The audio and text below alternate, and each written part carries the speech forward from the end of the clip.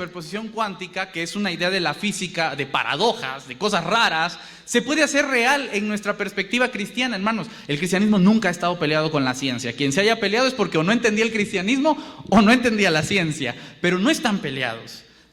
Si la física nos está diciendo que podemos estar en dos estados al mismo tiempo, nosotros también estamos entendiendo que es posible estar en dos estados al mismo tiempo. Claro que somos santos y claro que seguimos pecando. Ahora quiero hablar acerca de la vida y de la muerte. Claro que estamos vivos. ¿Cuántos estamos vivos? Algunos no tan vivos, pero algunos ya se nos están muriendo. Estaban durmiéndose, ahí ya los vi durmiéndose algunos. Pero mientras estamos vivos, también podemos estar muertos. Es una paradoja de la superposición cuántica. Podemos estar vivos y podemos estar muertos al mismo tiempo. Y eso está súper intenso. Date cuenta de la gravedad de lo que estoy diciendo, hermanos. Si ustedes me quieren quemar después de esto, no los culparía. No serán los únicos. Lo que esto quiere decir es que mientras nosotros estamos a lo largo de la vida, también estamos dejando de existir poco a poco. Y desde la perspectiva religiosa, por lo menos desde el cristianismo se trata de dejar de existir poco a poco, a pesar de que estemos vivos. ¿Cómo funciona esto? Bueno, déjame contarte una historia en la cual te voy a contar la historia con 3 personajes principales. No te olvides de esos 3 personajes principales. Personaje número 1, la aprensión. Personaje número 2, el ego. Personaje número 3, la muerte. En donde el personaje número 1, la aprensión, es un personaje que tiene que ver con la codependencia. El personaje de la aprensión es aquel personaje que quiere hacer suyo todo y no está dispuesto a dejarlo ir porque cree que cuando algo se va a ir, va a dejar de existir él mismo. A eso le llamamos, hermanos, codependencia. Después tenemos el ego. El ego es una palabra en griega que se resume como yo. Cuando una persona está pensando solo en sí misma, tiene el ego muy elevado. Es el yo, el estar pensando solo en mí. Y por último tenemos a la muerte. Pero sobre la muerte hay un detalle muy importante. Dijimos la semana pasada que el concepto de la muerte nos los han vendido, nos los han enseñado, nos los han inyectado en nuestro pensamiento a lo largo de toda la vida porque todos hablamos de la muerte. Y nos enseñaron que la muerte es el personaje malo. ¿Sí o no? La muerte es el personaje malo. Como en los cuentos de Disney, cuando está la princesa y está el príncipe azul. ¿Quién es el personaje malo de los cuentos de Disney? La bruja. ¿Quién dijo la bruja? Todos dijeron la bruja. ¿Por qué la bruja es el personaje malo? ¿Quién les dijo que la bruja siempre tiene que ser el personaje malo? Disney. Nos los vendió, nos los compramos, lo adoptamos y es nuestro. Así como nosotros traemos un prejuicio de quiénes son los personajes, cuando nosotros venimos a la vida cotidiana y hablamos de conceptos, automáticamente sabemos quién es el malo dentro de la vida. ¿Quién es? La muerte. Si yo les pongo la vida o la muerte, ¿quién es el malo? La muerte. La vida tiene que ser buena, si es bien padre, ¿no?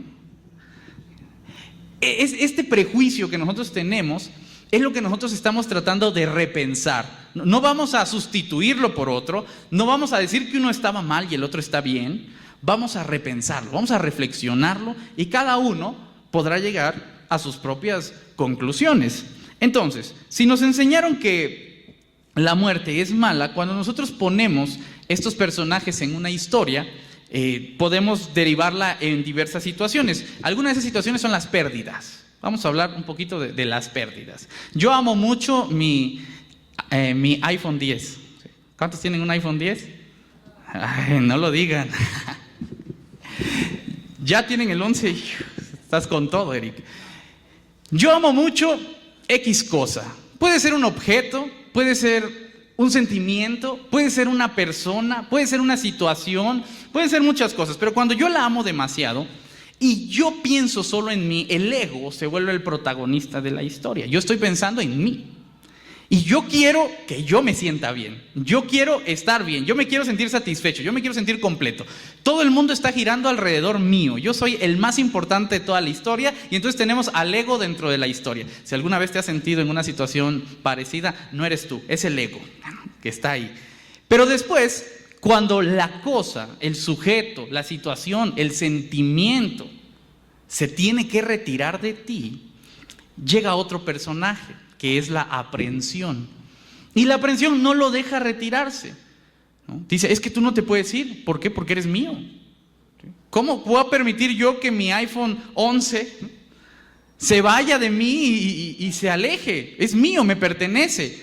¿Cómo voy a permitir yo que mi sentimiento de orgullo se vaya si es mío? He vivido con él todo el tiempo.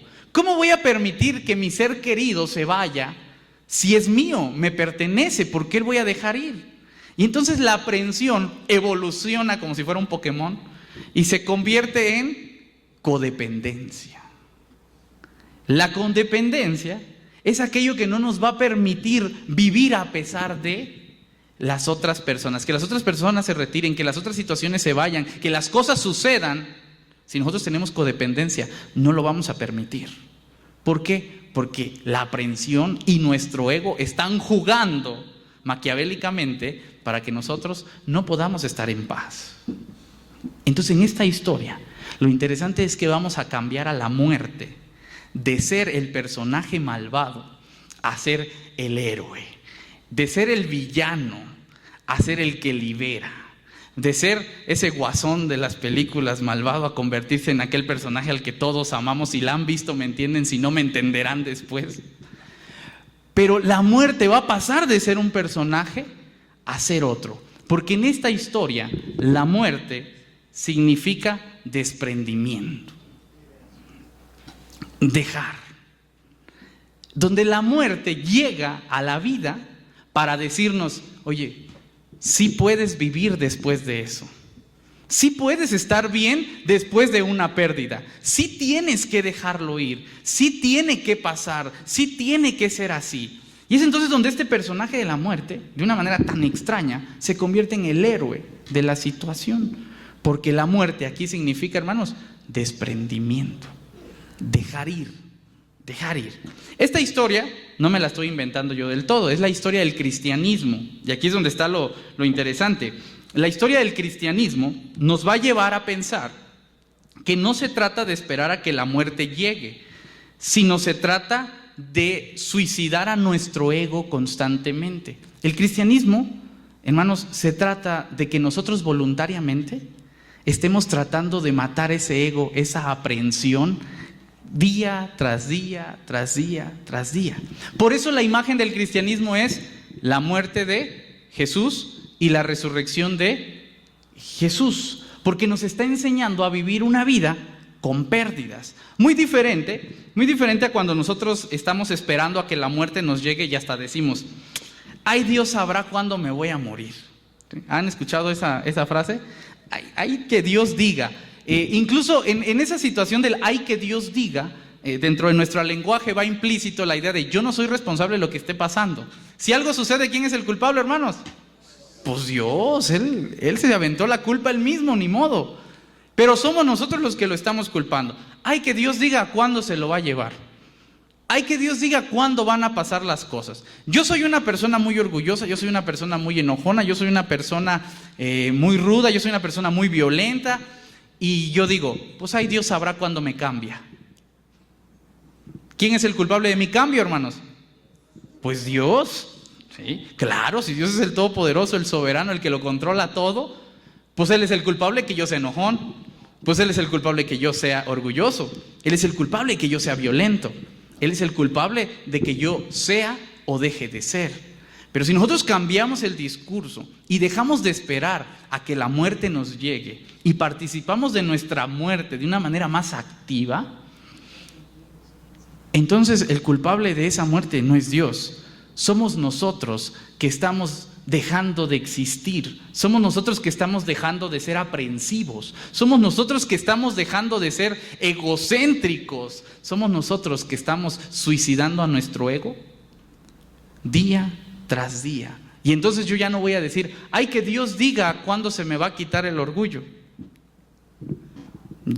Yo voy a decir hasta cuándo quiero que mi orgullo exista. Yo voy a decir hasta cuándo quiero que mi violencia exista. Yo voy a decir, para conceptos más coloquiales, hasta cuándo quiero que mi pecado exista. porque yo participo de mi muerte constantemente. Hermanos, ustedes sabrán, porque me quieren mucho y algunos ayudan a esta adicción mía que tengo, gracias, que me encanta la coca. Sí saben, ¿no? La de tomar, la morena. Yo sé que ustedes lo saben, tanto que apoyan a mi adicción de vez en cuando con unas donaciones de 600 mililitros, 250 mililitros, ¿no? Pero el día, Dios no quiera, ¿verdad?, que yo me encuentre en mi lecho de muerte y llegue el doctor y me diga: ¿por qué te me estás muriendo, Merari? Tan buena onda que eras. Yo le voy a decir: pues busqué mi muerte todo este tiempo, tomando coca, alimentando mi azúcar, mi diabetes y todo lo malo que pude haber hecho. Hermanos, hasta en la muerte final, que es la que todos tenemos en mente, hemos participado activamente. Dios pudo haber dicho: no, pues yo quiero que Merari viva 500 años. Ustedes van a decir: no, por favor, no. Pero quizá yo dije: no quiero vivir 500 años. Quiero vivir 75 y voy a comportarme como para vivir 75 años. Quizá en mis sueños está vivir 150 años, pero me comporté para vivir 25 y a los 25 se me acabaron los centavos porque no planeé que iba a vivir 150 años. Quien está participando activamente de la muerte no es Dios quien está diciendo: aquí te me moriste, fin. Yo también estoy aportando a mi destino, al día en el que me voy a tener que despedir, pero sobre todo, hermanos, que es lo que a mí me importa, la parte cualitativa, al cómo me voy a despedir. Yo también estoy poniéndole ahí al cochinito de la vida o al cochinito de la muerte, le estoy metiendo moneditas de ahorro, y algunos hermanos le meten unos billetotes de 500 al de la muerte, no crean que al de la vida. ¿Por qué hacemos eso, hermanos? Porque a veces vivimos en una vida tan irresponsable en la que creemos que Dios es el que va a generarlo todo, Él lo va a hacer todo, Él absolutamente va a crear todo para que pase tal cual Él lo planeó. Y en ese caminar nos olvidamos que también somos responsables de lo que esté sucediendo. Por eso en el ensayo número 1 preguntábamos: ¿cómo te quieres despedir? Y respondíamos: ¿cómo estás viviendo? Porque hay muertes que dan vida.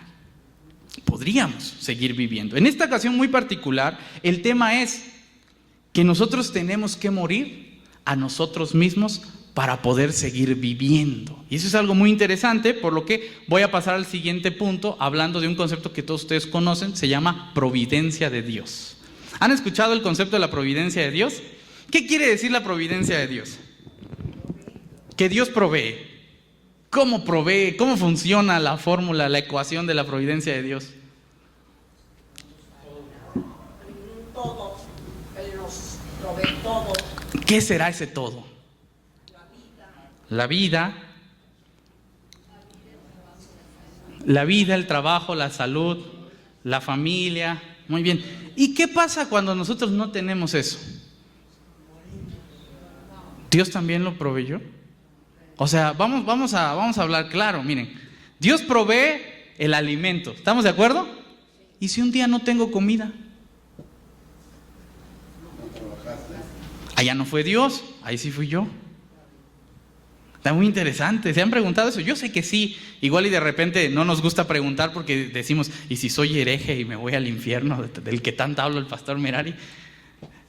Pues ¿qué pasa en el asunto de la providencia? El concepto de la providencia es muy interesante y quiero contarles un replanteamiento de la providencia de la siguiente manera. Hay pequeñas cosas en la vida que nos ayudan a morir más rápido. Y esto es paradójico, porque dentro de estas cosas son los problemas, las malas situaciones que hay en la vida. Estas nos ayudan a morir más rápido, y ahora no me estoy refiriendo de la vida definitiva, me estoy refiriendo a ir matando al ego, ir matando al yo. Yo soy una persona muy poderosa y me considero un gigante, un titán que nadie me va a destruir y estoy bien fuerte. Y a veces, aunque tú sepas que tienes que dejar ir ciertas cosas, no vas a poder dejarlas ir.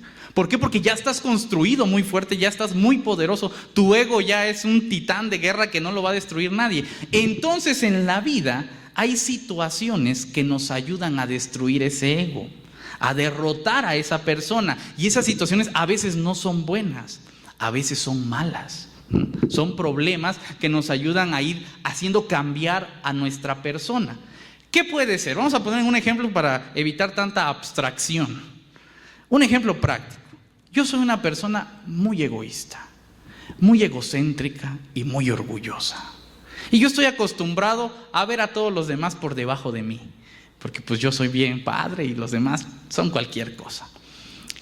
Pasa una situación en la vida que a mí me deja en la pobreza. Y por primera vez en toda mi vida tengo que llegar a pedirle a alguien un favor. ¿Sabes qué? Es que te necesito. No, hombre, pero ¿cómo vas a tú llegar a pedirle a alguien algo si tú estás bien orgulloso, tú estás bien formado, eres poderoso? ¿Por qué tienes que humillarte?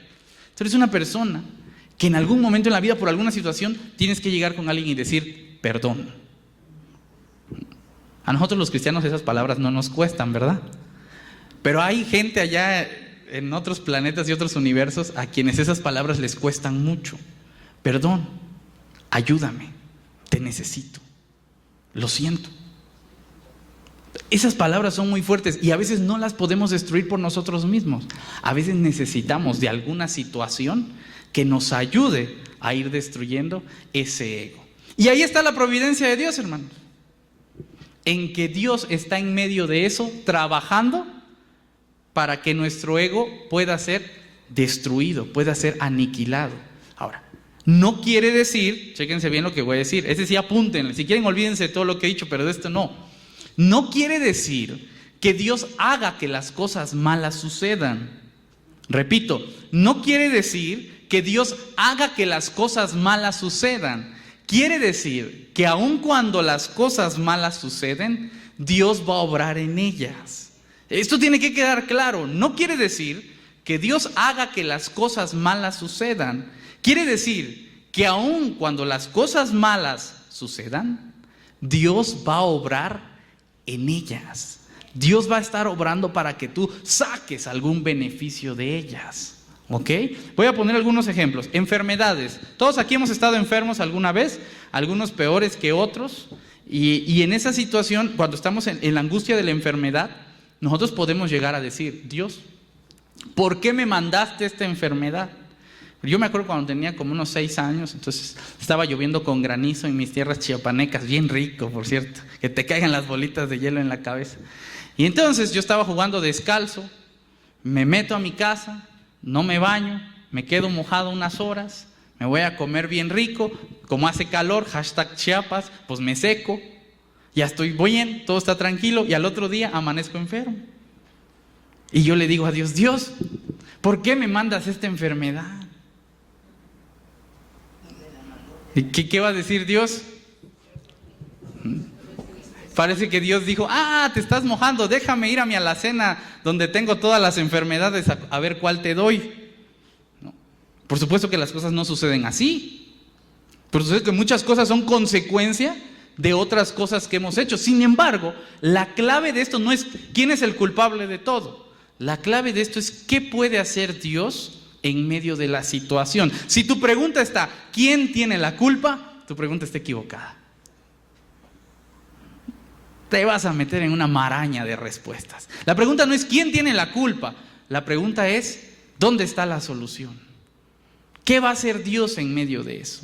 Y en medio de esa enfermedad, aunque sea mi culpa, Dios va a obrar. A eso se le llama providencia.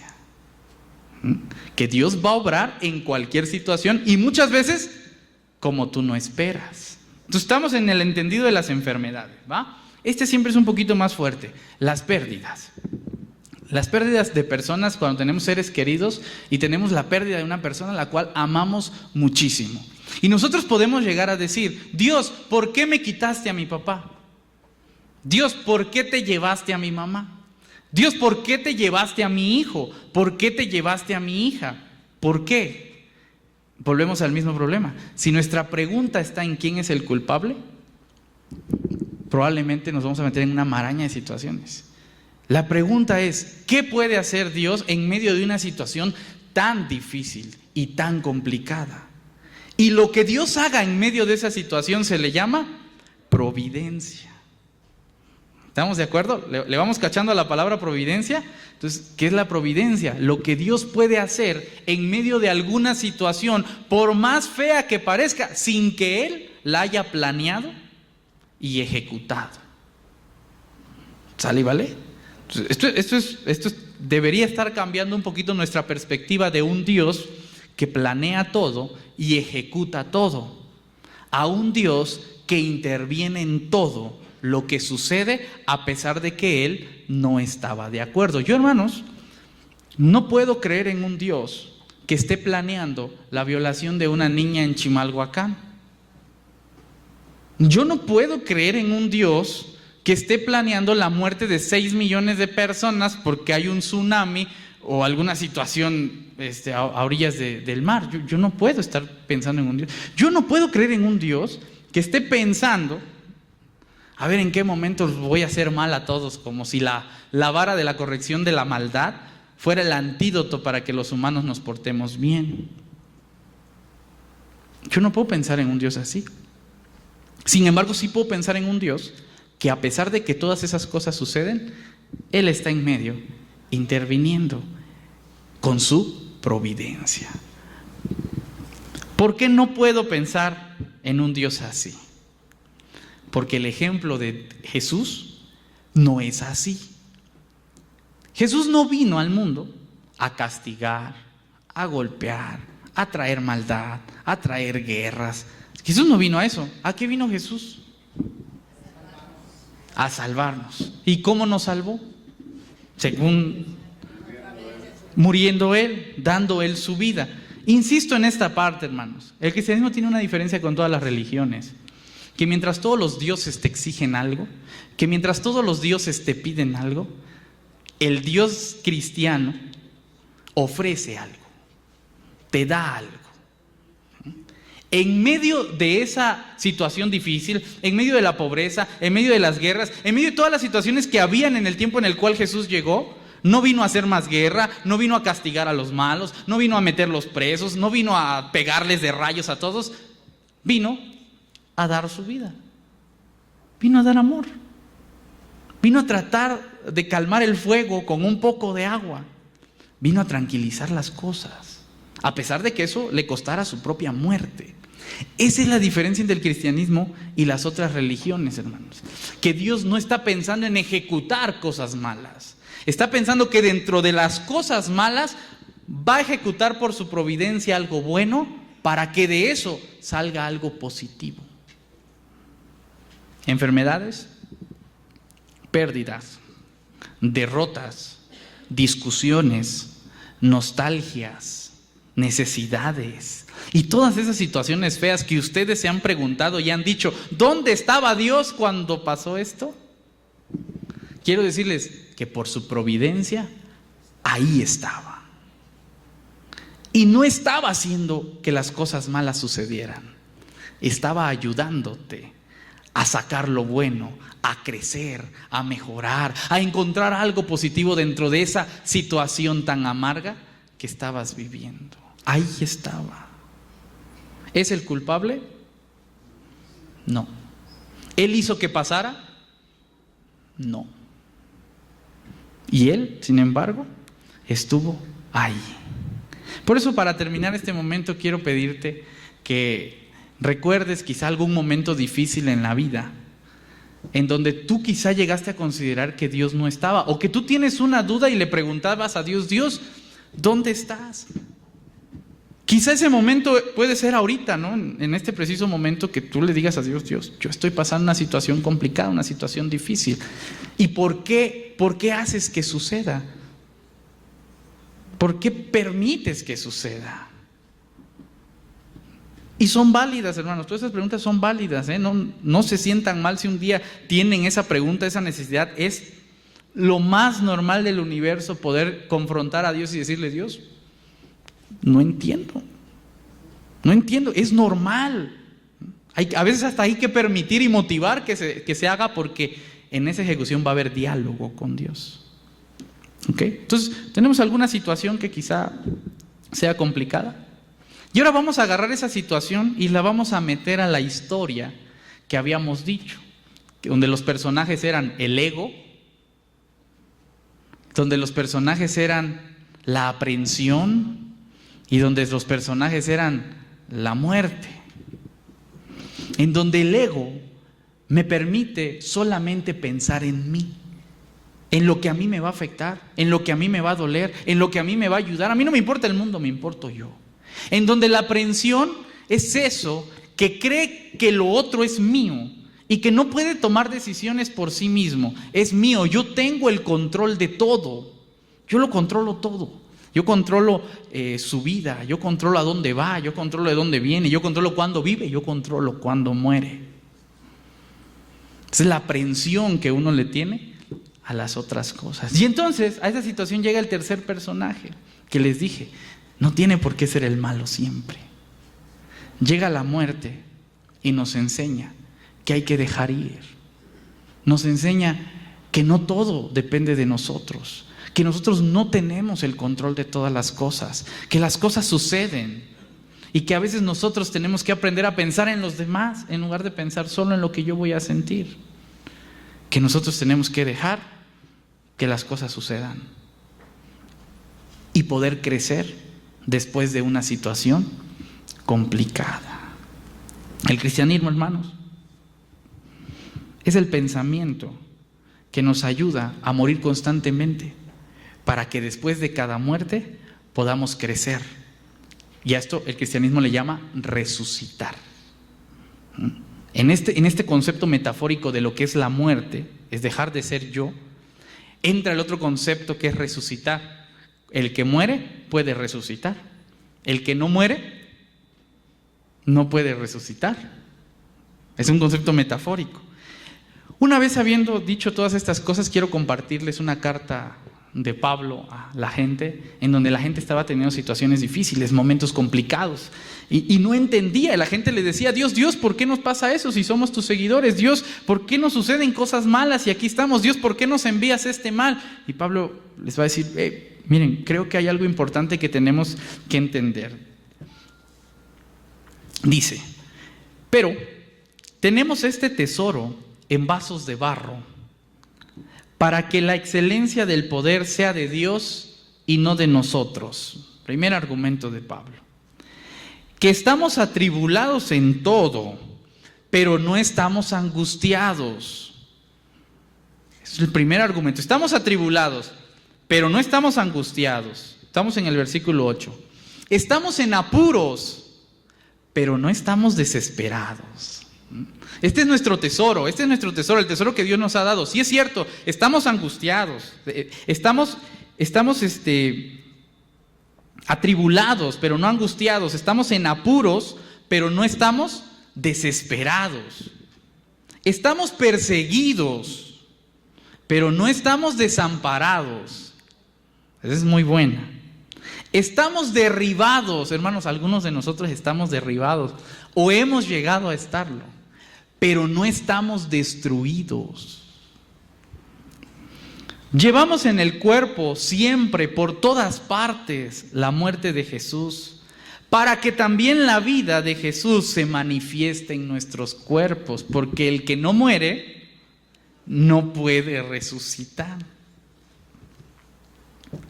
Porque nosotros que vivimos siempre estamos entregados a muerte por causa de Jesús, para que también la vida de Jesús se manifieste en nuestra muerte, en nuestra carne mortal.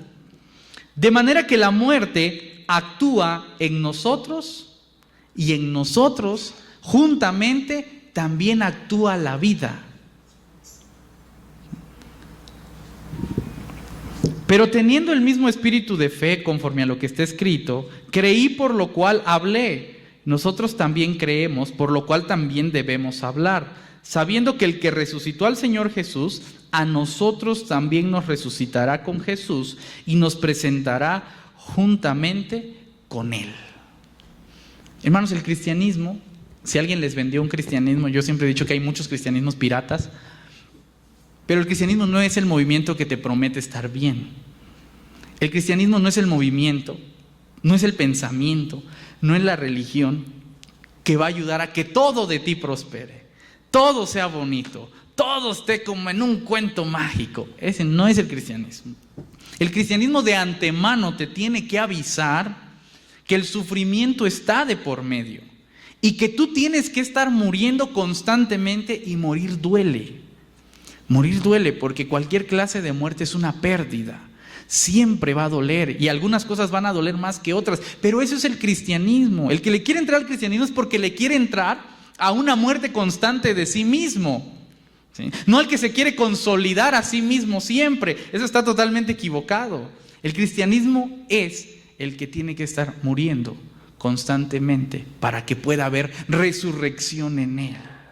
Si yo muero siendo malvado, puedo resucitar siendo bueno.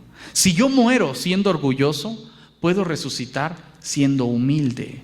Si yo muero siendo violento, puedo resucitar siendo pacífico. Pero si valoramos más lo que nosotros tenemos, nuestro ego, como siempre hemos vivido, nuestras tradiciones, nuestro orgullo, si valoramos más todo eso, entonces, hermanos, nunca vamos a poder cambiar. Nunca. Termino diciendo, por tanto, hermanos, porque todas estas cosas padecemos por amor a vosotros, para que abundando la gracia por medio de muchos, la acción de gracia sobreabunde para gloria de Dios. Por tanto, no desmayemos. Antes, aunque nuestro hombre exterior se vea desgastado, el interior, no obstante, se renueva de día en día. Porque esta leve tribulación momentánea produce en nosotros cada vez más excelente y eterno peso de gloria. No mirando nosotros las cosas que se ven, sino las que no se ven, pues las cosas que se ven son temporales, pero las cosas que no se ven son eternas. Nosotros nos vemos aquí. Voltéense a ver quién viene. A ver si ven a alguien guapo. A ver si no se espantan. Lo que vemos, todos lo vemos. Yo te puedo ver, hermano, destruido, aniquilado, en una situación terrible, con mucha necesidad. Pero depende de ti que dentro de ese problema, al otro día te renueves. Yo puedo verte y mi perspectiva va a decir, ay, este hermano está bien molido, ¿no? O puedo decir, este hermano está cruzando una guerra bien poderosa y ojalá gane. Y ojalá pueda yo ayudarle a que gane para que crezca y mañana sea mejor de lo que es hoy. Tú puedes ver a las personas con piedad, con desprecio, con compasión, o las puedes ver como personas que están luchando y que dentro de poco van a ser mejores. Pero no solo se trata de lo que yo vea de ustedes, aquí es lo importante, con esto termino, lo prometo. Sino lo importante es cómo te ves a ti mismo. Porque tú te puedes ver con piedad, con compasión, como víctima. Y tú puedes decir, ay, pobrecito de mí, estoy sufriendo mucho. Esta ha sido una vida terrible, ¿por qué la viví, Señor? No me hubieras traído a este mundo si me traías para morir y para sufrir, ¿no? ¿Sí les ha pasado o no? De vez en cuando nos pasa. O te puedes ver como una persona que está en medio de una situación que te va a llevar a ser mejor persona. Sí, me está doliendo, claro que me duele. Sí, quiero llorar, por supuesto que es válido llorar. Por supuesto que me quiero encerrar un día o dos en mi cuarto, pero no 6 meses. Por supuesto que estoy pasando en una situación grave. Por supuesto que me veo mal porque estoy pasando en una situación difícil. Claro que sí, vale. Pero voy a salir de esta situación y voy a estar mejor que antes, porque en este momento está actuando la providencia de Dios en mi vida. Me está ayudando a ser una mejor persona, un mejor cristiano, un mejor individuo, un mejor ciudadano, un mejor esposo, un mejor padre, un mejor hijo, un mejor miembro de la iglesia del pacto, un mejor pastor. Porque de los momentos difíciles, cuando morimos, podemos resucitar. Hermanos, ¿cuántos de ustedes están muriendo hoy? ¿Cuántos de ustedes tienen alguna situación que digan, yo estoy muriendo, hoy estoy muriendo? Algunos, hay algunos hermanos, bien. Bienaventurados hermanos ustedes que mueren, porque mañana resucitarán con mayor fuerza. mejores que antes. Quiero que ahí en tu lugar inclines tu rostro y que hables con Dios. Y que no le tengas miedo a la palabra muerte. A veces esa palabra puede ser también el héroe. Y que ahí donde estás hablando con Dios, tú le digas a Dios: Señor, estoy pasando por una situación difícil y necesito que me ayudes a morir.